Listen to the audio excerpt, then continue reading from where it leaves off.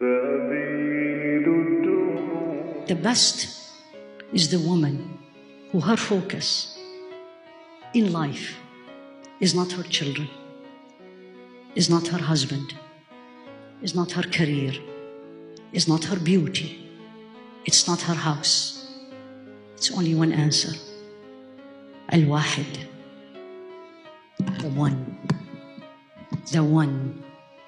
How many of you, and don't show me hands, this is between you and Allah, and He knows.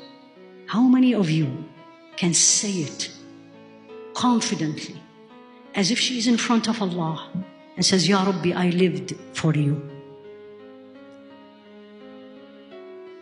I did everything for you. I got married for you. I had children for you. I studied, worked hard to make my career for you. I wanted to be educated for you. Memorized the Quran for you. Islamic studies, started Islamic institutions, you name it, for you. How many can claim this now and in front of Allah will say it?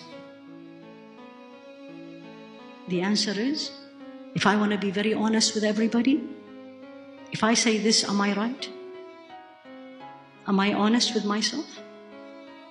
That's what's missing, ladies, my beautiful sisters, young and old. Don't blame the young.